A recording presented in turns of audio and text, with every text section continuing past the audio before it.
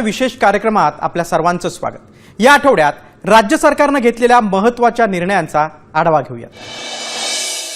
राज्यात निर्माण होणाऱ्या संभाव्य हवामान संकटाच्या पार्श्वभूमीवर मुख्यमंत्री देवेंद्र फडणवीस यांनी मोठी घोषणा केली। यंदा एल निनोच्या प्रभावामुळे पाऊस कमी पडण्याचा अंदाज लक्षात घेऊन सरकारने विशेष टास्क फोर्सची स्थापना केली। एल निनोच्या संदर्भात आपण तयारी करतो। मी माझ्या बजेटच्या भाषणामध्येच एल निनोच्या संदर्भात त्या ठिकाणी वाच्यता केली होती आणि त्याचा मोठा परिणाम आपल्या राज्यावर होईल, त्यामुळे त्याची तयारी आपण सुरू केली। आपण त्याचा टास्क फोर्स तयार केला। नवी मुंबई आंतरराष्ट्रीय विमानतळाजवळ 250 एकर क्षेत्रावर नवी मुंबई इंटरनॅशनल मेडिसिटी उभारण्यासाठी महाराष्ट्र शासन, क्लिव्हलँड क्लिनिक, ब्रुकफिल्ड आणि रोधन हेल्थ सिटी यांच्यात सामंजस्य करार झालेला आहे। मुख्यमंत्री देवेंद्र फडणवीस यांच्या उपस्थितीत हा करार पार पडला। या प्रकल्पातून सुमारे 1.2 अब्ज डॉलरची गुंतवणूक आणि 10,000हून अधिक रोजगार निर्माण होणार आहेत। हिल इन इंडिया संकल्पनेवर आधारित या केंद्रात जागतिक दर्जाची रुग्णालये, संशोधन केंद्र आणि वैद्यकीय शिक्षण एकाच छताखाली उपलब्ध होईल। मुख्यमंत्री देवेंद्र फडणवीस यांनी वर्सोवा ते भाईंदर कोस्टल रोडच्या कामाची पाहणी केली। मुंबई महापालिकेचा महत्त्वाकांक्षी प्रकल्प असलेल्या कोस्टल रोडचं काम सध्या वेगाने सुरू आहे। डिसेंबर 2028 पर्यंत वांद्रे वर्सोवा टप्प्याचं काम पूर्ण होईल असा विश्वास मुख्यमंत्र्यांनी यावेळी व्यक्त केला। 2-3 महिन्यामध्ये मॉन्सून संपल्यानंतर अत्यंत वेगाने हे काम होईल। प्रयत्न असा आहे की बांद्रा वर्सोवा मार्च 28 पर्यंत संपला पाहिजे आणि वर्सोवापासून भाईंदर पर्यंतचा जो आपले हे कनेक्टर्स आहेत सगळे वेगवेगळे डिसेंबर 28 पर्यंत संपले पाहिजेत, त्या दृष्टीने हे सगळं काम चाललेलं आहे।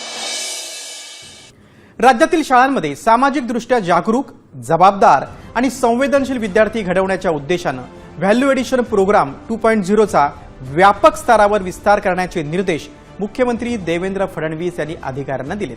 सह्याद्री अतिथीगृह येथे आयोजित आढावा बैठकीत या उपक्रमाचा आढावा घेण्यात आला। या नाविन्यपूर्ण उपक्रमामुळे विद्यार्थ्यांमधील नेतृत्व क्षमता, संवाद कौशल्य आणि वर्गातील सहभाग यामध्ये लक्षणीय सुधारणा झाल्याची माहिती या बैठकीत देण्यात आली। एकनाथ शिंदे मुख्यमंत्री असताना राबवलेल्या शासन आपल्या दारी उपक्रमाला 2024चा मानाचा स्कॉच पुरस्कार जाहीर झाला होता। निवडणूक आचारसंहितेमुळे तेव्हा पुरस्कार स्वीकारता आला नव्हता, त्यामुळे स्कॉच ग्रुपच्या पदाधिकाऱ्यांनी शिंदे यांच्या नंदनवन निवासस्थानी येऊन त्यांना हा पुरस्कार प्रदान केला। 5 कोटीहून अधिक नागरिकांना शासकीय योजनांचा लाभ या यशस्वी उपक्रमाचं देशासमोर एक आदर्श उदाहरण निर्माण झाले। हा पुरस्कार सर्व अधिकारी आणि कर्मचाऱ्यांच्या अथक प्रयत्नांचं फळ असल्याचं मत एकनाथ शिंदे यांनी यावेळी व्यक्त केलं।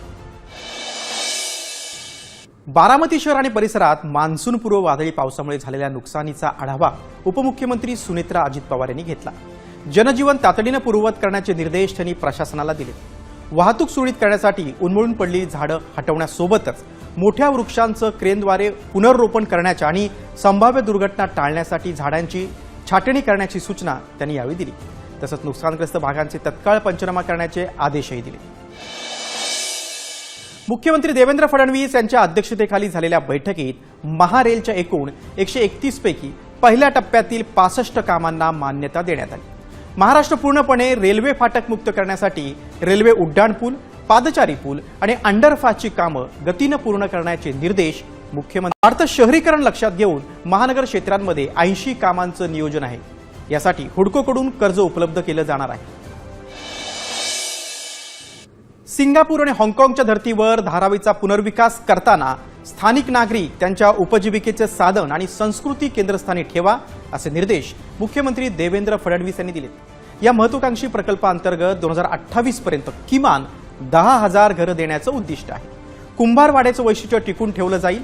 याशिवाय येथे देशातील पहिला अत्याधुनिक multi modal transport hub, city check in आणि व्हर्टीपोर्ट उभारण्यात येणार आहे। संपूर्ण प्रकल्प 10 वर्षात पूर्ण करण्याचं नियोजन आहे। महाराष्ट्र देशा विशेष कार्यक्रमात आता इथेच थांबतोय। पुन्हा भेटूयात, तोपर्यंत नमस्कार।